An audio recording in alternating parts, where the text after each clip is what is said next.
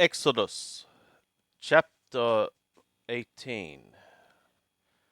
Now Yithro, the priest of Midian, Moshe's father-in-law, heard of all that God had done for Moshe and for Israel his people, how that Yahweh had brought Israel out of Mizraim.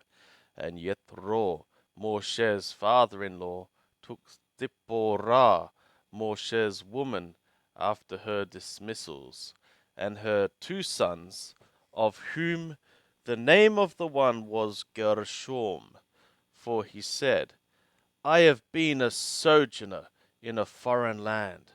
And the name of the other was Eliezer, for he said, the God of my father was my help, and delivered me from the sword of Paro. And Yethro, Moshe's father-in-law, came with his sons and his woman to Moshe into the wilderness where he was encamped, at the mount of God. And he said to Moshe, I, thy father-in-law Yethro, am come to thee, and thy woman and her two sons with her.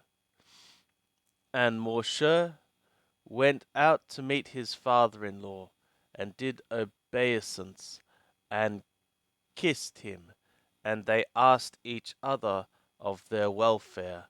And they came into the tent, and Moshe told his father-in-law all that Yahweh had done to Paro and to the Mizraim for Israel's sake, all the travail that had come upon them by the way, and how Yahweh delivered them. And Yethro rejoiced for all the goodness which Yahweh had done to Israel, in that he had delivered them out of the hand of the Mizraim. And Yethro said, Blessed be Yahweh, who hath delivered you out of the hand of the Mizraim, and out of the hand of Paro, who hath delivered the people from under the hand of the Mizraim. Now I know that Yahweh is greater than all gods, yea, in the thing wherein they dealt proudly against them. And Yethro, Moshe's father-in-law, took an ascending offering and sacrifices for God. And Aharon came, and all the elders of Israel, to eat bread with Moshe's father-in-law before God. And it was on the morrow that Moshe sat to judge the people, and the people stood about Moshe from the morning to the evening. And when Moshe's father-in-law saw all that he did to the people, he said, What is this thing that thou doest to the people? Why sittest thou thyself alone, and all the people stand about thee from morning to even? And Moshe said to his father-in-law, Because the people come to me to inquire of God, and when they have a matter they come to me, and I judge between a man and his neighbor, and I make them know the statutes of God and his laws. And Moshe's father-in-law said to him, The thing that thou doest is not good.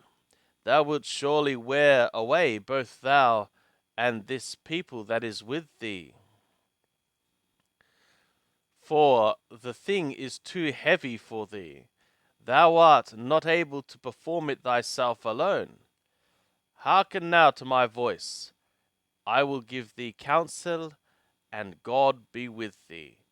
Be thou for the people in front of God, and bring thou the cause to God, and thou shalt teach them the statutes and the laws, and shalt know them, and shalt show them the way wherein they must walk, and the work that they must do.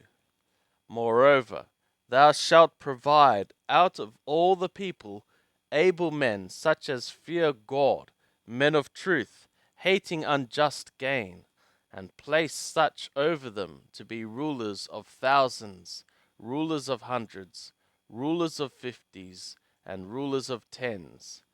And let them judge the people at all times. And it shall be that every great matter they shall bring to thee, but every small matter they shall judge themselves. So shall it be easier for thyself, and they shall bear the burden with thee. If thou shalt do this thing, and God command thee so, then thou shalt be able to endure, and all this people also shall go to their place in peace. So Moshe hearkened to the voice of his father-in-law, and did all that he had said. And Moshe chose able men out of all Israel, and made them heads over the people, rulers of thousands, rulers of hundreds, rulers of fifties, and rulers of tens. And they judged the people at all times. The hard cases, the hard causes they brought to Moshe, but every small matter they judged themselves. And Moshe sent away his father-in-law, and he went his way into his own land.